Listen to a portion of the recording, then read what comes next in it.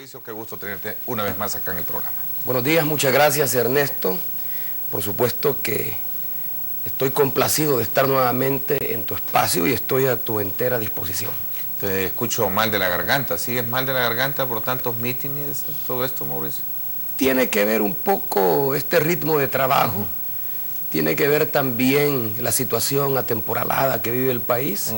El trabajo en el terreno me obliga a salir, incluso aunque esté lloviendo. Por cierto, quiero expresar mi solidaridad a todas aquellas familias que viven en situación de alto riesgo y que dada la situación atemporalada que parece que va a continuar 48 horas más, pueden resultar afectadas.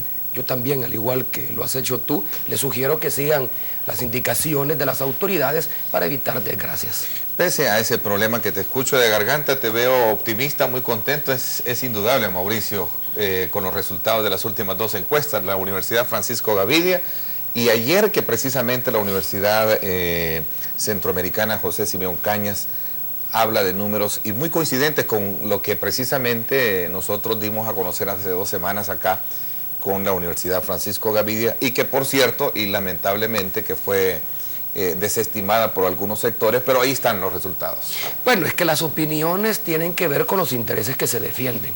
Lo ideal sería que los analistas, o los llamados analistas, cuando son convocados a analizar las encuestas, estudien el método seguido por las diferentes casas encuestadores para poder acreditarles confianza o por el contrario, bajarles credibilidad.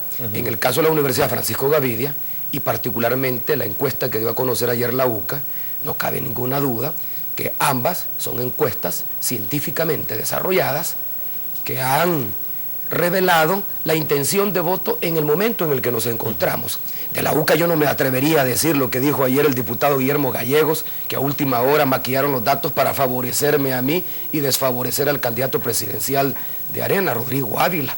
Me parece muy temerario y una opinión también muy ajustada a la defensa de sus intereses. Los partidos políticos y los candidatos más que cualquier otro debemos de ser responsables. Yo hasta ahora no he descalificado a ninguna encuesta. Lo cierto es que en ninguna de ellas yo aparezco en intención de voto abajo del candidato presidencial del Partido Arena, ni siquiera en una situación que pudiera asemejarse a un escenario de empate técnico. Celebro y por supuesto me congratulo, pero tenemos que seguir trabajando. Tenemos que seguir trabajando porque faltan todavía un poco más de 5 meses y medio para las elecciones presidenciales. Antes está el evento legislativo y municipal del 18 de enero y hay que seguir construyendo confianza, certeza.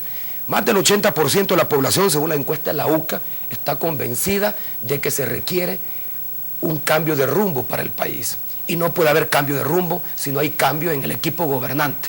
Pretender que con que llegue un candidato del partido de gobierno y que por lo tanto hay un relevo de mando en la medida en que ya no es el mismo presidente, tomando en cuenta que no hay reelección, y a eso llamarle cambio de rumbo o alternancia, es reducir realmente la democracia.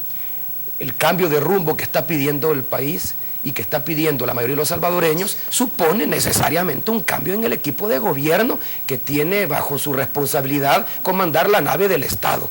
Y espero que esa confianza que la población nos ha endosado hasta ahora se mantenga hasta el día de las elecciones.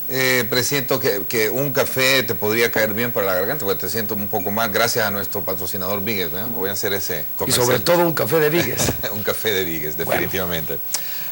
Mauricio, hablando precisamente de esta encuesta de la UCA, ya vamos a entrar un poco en detalle para ver los números como tal. Me llamó la atención que en el marco de la presentación el mismo padre Tojeira decía de que con base a esos resultados podría existir una segunda vuelta. ¿Qué piensas tú de esa proyección? Al padre Tojeira y escuché también a la licenciada Janet Aguilar, quien está al frente del Instituto Universitario de Opinión Pública de la UCA, y leí el boletín de prensa que hicieron circular ayer. La verdad que la conclusión a la que llega el JUDOP es que se pueden dar 2 escenarios. Lo interesante es que en ninguno de los 2 escenarios el Partido Arena y su candidato presidencial figuran como virtuales ganadores de esta próxima contienda. Un primer escenario, dice, es que el FMLN gane en primera vuelta. Un segundo escenario es que aunque el FMLN resulte ganador, pero no lo suficiente como para forzar finalmente a una segunda vuelta porque se requiere la mitad más 1 de los votos válidos. Y ese es el punto que los analistas no terminan de entender. Yo lo he consultado con expertos en el tema. No se puede hablar de una segunda vuelta sin descontar el voto indeciso y sobre todo de aquel que dice que no va a votar. Por supuesto, de acuerdo a la intención de voto proyectadas en la encuesta de la UCA, el FMLN como partido político tiene 44.9% la intención de voto para presidente de la República. Cualquiera podría decir, con esto no se gana en primera vuelta. Aunque esto implique una diferencia de 14 puntos porcentuales con respecto a su más cercano rival, que sería en este caso el Partido Arena. Pero si descontamos el voto, especialmente del que dice no sabe o que dice que no va a votar, y tomamos en cuenta únicamente el voto efectivo, lo que se llama el voto útil, entonces al final ese porcentaje ya no es del 49.9% o 44.9%.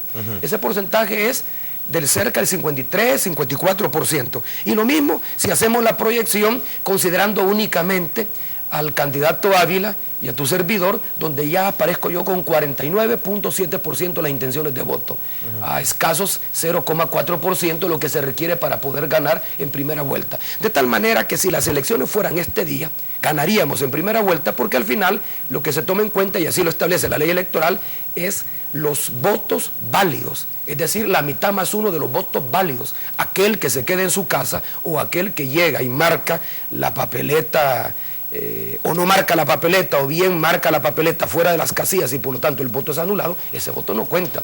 Y si tomamos en cuenta el voto efectivo, de acuerdo al voto efectivo, la proyección que hacen todos los analistas es que sobrepasamos lo que se requiere como mínimo para ganar en primera vuelta. ¿No te preocupa que según esta tendencia, lo escuchaba también de ellas, Ávila sí crece y tu persona no experimenta mayor crecimiento? No, Ávila no crece. Según lo que escuchaba. Según lo que dice la encuesta, el Partido Arena ha crecido, pero también el FMLN está creciendo. Pero no en similares términos como lo hacía... Por supuesto que no va a ser así. Pero es que es lógico, y eso lo he dicho yo siempre.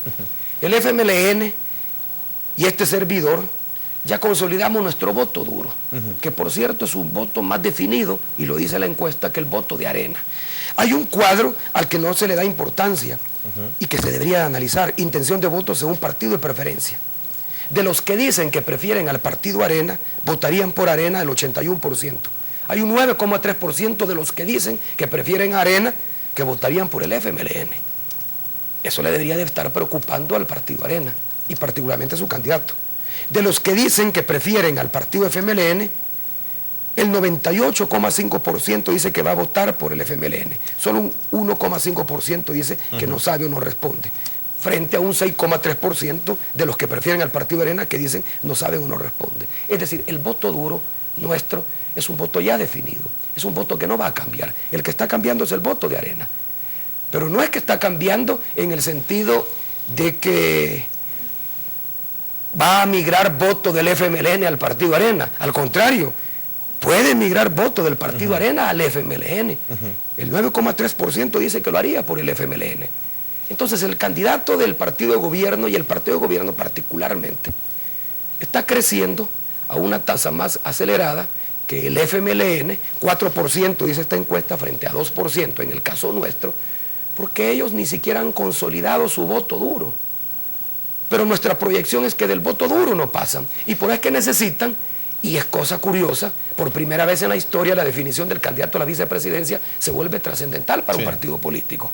Yo no digo que el vicepresidente no tenga nada que hacer en un futuro gobierno, por supuesto que va a desempeñar un rol activo, pero en términos electorales, las elecciones presidenciales se definen más por el candidato a la presidencia que por el candidato a la vicepresidencia. Al menos esa es la tradición pasada, ¿no? Y lo que habría que buscar es un candidato que no reste. ¿Por qué crees ese fenómeno hoy en día? Bueno, es que el candidato del Partido Arena ya no crece más, entonces necesitan un candidato a la vicepresidencia que le sume más puntos, lo suficientes como, según ellos, para lograr equiparar la situación. Tú habrás escuchado que el presidente Saca, quien se ha convertido en el principal activista del Partido Arena, en detrimento de su responsabilidad como gobernante, y lo puso en evidencia en la última conferencia de ENADE, donde llamó a los empresarios a votar en contra del FMLN y que le digan a sus empleados que piensen bien y que no voten por el FMLN, una clara violación a la ley electoral y a la Constitución.